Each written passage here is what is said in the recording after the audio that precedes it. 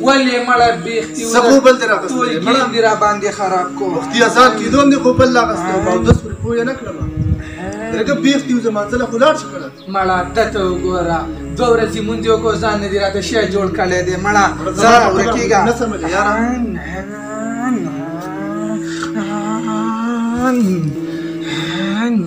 هلکه مړه لرې شه خدای سټه وباسه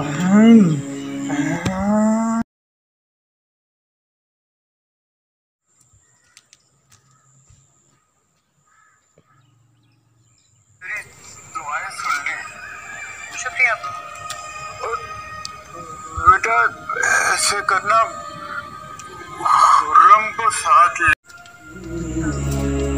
درګه مراد الله دا سکه مړه ډېر شور مه کوه یاره ټوله ډرامه دې رانه خرابه کړله ما ویل چې څه چل وشو ځکه پرون چې غازان کېدو سم غوبل در اغسطې او 10 چردام خو دې پوه نه کړم او نن ډرامې ته ته وګوره څونه په سور کې ناست دا ستا مسلماني ده د اذان په ټایم کې غوبل مونځ نشته او دس نشته چې کوم د بیمانۍ کارونه چې هغه ستاسو نه کېږي بس تش پلونه کوي مسلماني پاتې کړو مړه ماته نصیحت مه کوه یاره زه خپل کار کوه په دې ډرامه کې چې کوم خوند دی که نه نو داسې به بل څه کې خوند نشته ته راشې دا وګوره چې ته خوند وینې په دې ډرامه کې ځه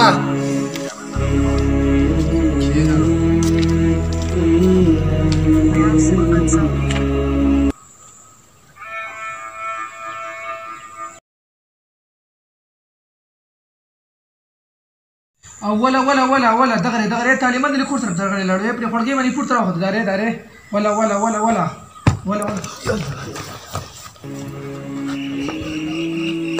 يلا خير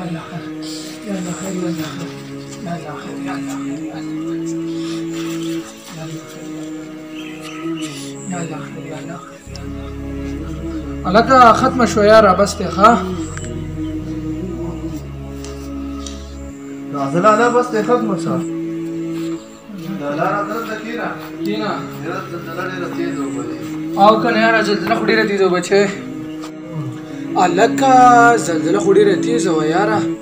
او کنه لالا دا زموږ مسلماني ده کنه چې اذان وشي نه پاسو مونځ نه پاسو او چې الله تعالی عذاب راشي بیا په ځان نه پوهېږو هر سره نه پاتې دا زموږ مسلماني ده کنه دا زموږ مسلماني داسې په نوم مسلمان دی لږ سوچ وکړه سوچ ټول الله تعالی د عذاب معمولي جوړ کړه ظالمانو لږ سوچ وکړه چې د آخرت عذاب به څه کوي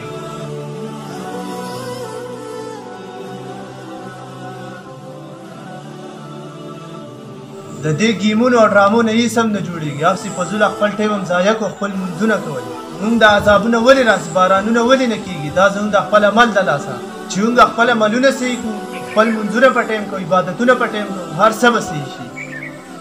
بس وروره تا خو د ما سترګې رڼا کړې والله د نن نه ما توبه ویسته او انشاءالله زه به له نن نه پس مونځ او د هر څه به په ټایم کوم صحیح ده السلام علیکم ګرانو کتونکو زموږ د ویډیو مقصد او غرض دا دی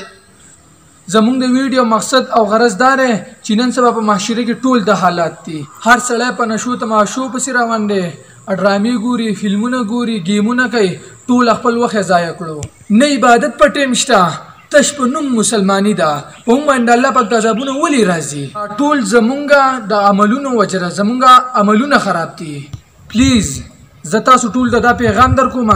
چې خپل عملونه ټیک کړئ الله پاک ته توبهګار شئ زمونږ نه الله تعالی نه رضا دی انشاءالله چې موږ خپل عملونه ټیک کړو د الله تعالی عذابونه به ختم شي انشاءالله چې رحمتونه به راشي